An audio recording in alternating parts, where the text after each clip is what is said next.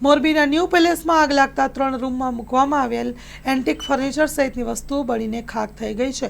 મોરબી શહેરના સામાકાંઠા વિસ્તારમાં આવેલ ન્યૂ પેલેસ ખાતે રવિવારના સવારે 11 વાગ્યાના અરસામાં કોઈ કારણોસર ત્રીજા માળે આગ લાગવાની ઘટના બની હતી।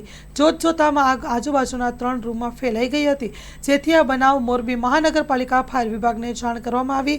ફાયરની ટીમ ઘટના સ્થળે દોડી આવી હતી। પાણીનો મારો ચલાવીને ન્યૂ પેલેસના 3 રૂમમાં લાગેલી આગને કાબૂમાં લેવાના પ્રયત્નો હાથ ધર્યા હતા। Story report by Himanshu Solanki, Morbi. મારું નામ છે Jayesh Gandhi, chief fire officer Morbi municipal corporation.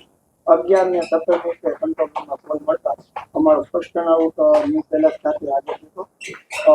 આજની બનાવની વાત કરતા મળે કે ભાઈ આગ થોડી વધારે છે, એટલે સેકન્ડ ટર્નઆઉટ હું જાતે જ વોટર બાવલે લઈને આવ્યો। તે છતાં અમને એવું લાગે કે માણસ ફસાયેલા, બેન ફસાયેલા, તેને આવીને અમે ઉતારવાની તાત્કાલિક કામગીરી ચાલુ કરી। સાથે અમે ત્રીજું તણાવ બેકઅપ માટે મિની ફાયર બોલાવી હતી। 3 ટીમ ફાયરની ઘટના સ્થળે હાજર હતી અને બેનને સહી સલામત બચાવી અને હોસ્પિટલની જરૂર નથી એટલે હોસ્પિટલમાં રાખી દીધા અને ટોટલ સંપૂર્ણ આગ અમે કંટ્રોલ કરેલ।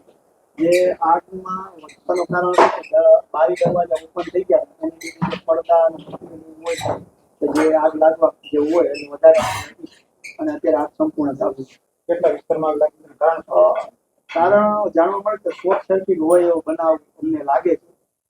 પ્રોપર કારણ તો અમે ના દર્શાવી શકીએ, અત્યારે શોધખોળનો વિષય છે, પણ પ્રોપર જે આગળ સાઈડના 3 ફ્લોર હતા એની લીધે બારી દરવાજો ઓપન હોય, વધારે મટીરિયલ લાકડા અને પડદાની હોય એની લીધે વધારે 3 રૂમ ખાસ કરી મેન રાણીબાનું અને નિયર બાયના 2 રૂમમાં વધારે આગ પછી અને આગ અત્યારે કાબુમાં છે અને ટીમ જ્યાં સુધી આગ સામાન આમ તેમ નહીં ફેરવે ત્યાં સુધી ટીમ સ્ટેન્ડ બાય રહેશે।